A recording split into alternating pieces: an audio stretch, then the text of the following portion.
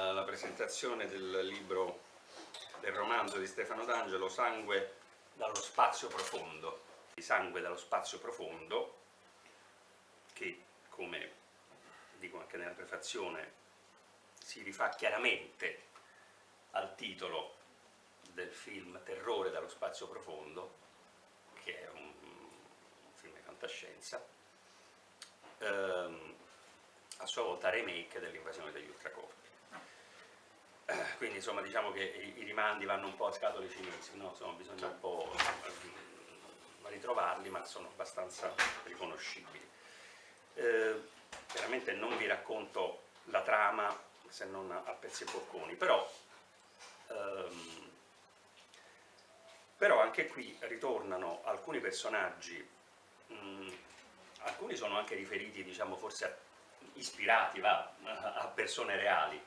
Diciamo che il protagonista Stefano Lucenzi forse non è nient'altro che Stefano D'Angelo, e ce n'è un altro che si chiama Jack Cart, che si riferisce a un altro amico che è anche presente qui.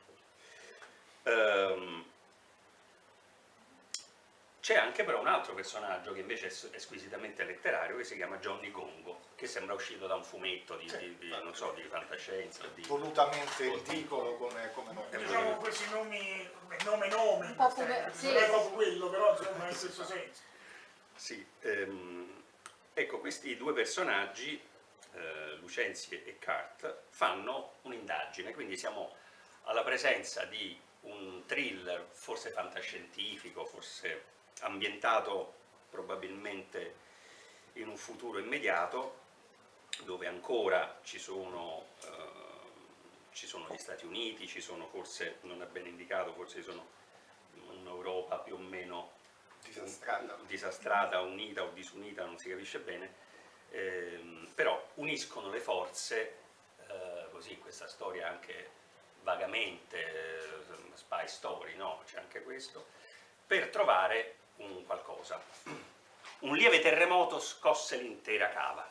Le loro torce si spensero e in un cono di luce bianca videro la donna in piedi, ma come se fosse riflessa in un grande specchio. «Chi sei?» chiese Jack. «Non lo so», rispose la cosa, che aveva una voce neutra, né di uomo né di donna. Poi la fisionomia stessa della donna parve cambiare, o forse pareva ai due che stesse cambiando.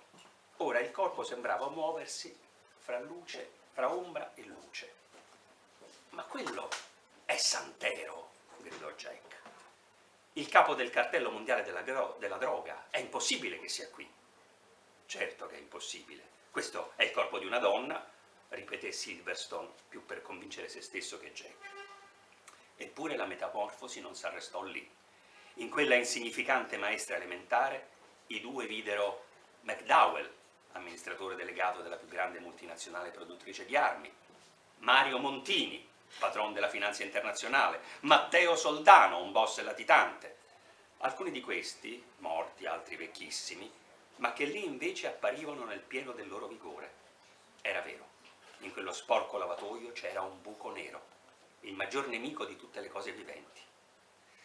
Quando le torce di Jack e Silverstone si riaccesero, la donna era nella stessa posizione iniziale. «Capisci cosa sta avvenendo? Chiama a raccolta i suoi adepti e ne chiamerà altri. Tutti gli uomini positivi che sono esistiti nella storia. Ebbene, questa cosa, tramite il suo specchio, li riconvertirà in qualcosa di atroce». Allora la connessione, per esempio, fra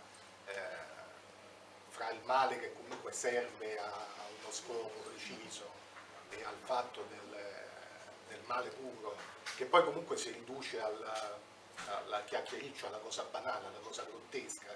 Qua Beckett è il grande Kafka, tra l'altro insegna, perché chi ha letto Kafka, in special modo un racconto che è Il Gabbamondo, dove lui comunque spiega una tipologia particolare di persone cattive in realtà, insomma, senza scopo. Ecco, tutto questo parte da qualche cosa evidente, secondo me, insomma, di ancestrale, di antico. Non a caso, per esempio, chi lo leggerà sembrerà che non c'entri niente. Il libro si apre con un prologo, che è il viaggio della scoperta dell'America di Colombo, dove accadono eventi simili, insomma. Cioè, là mi immagino una cosa che comunque Colombo racconti questa cosa, poi nei diari non viene creduto, nella finzione, insomma, viene imprigionato come pazzo, insomma. Per poi proseguire con un episodio analogo che è un viaggio su Marte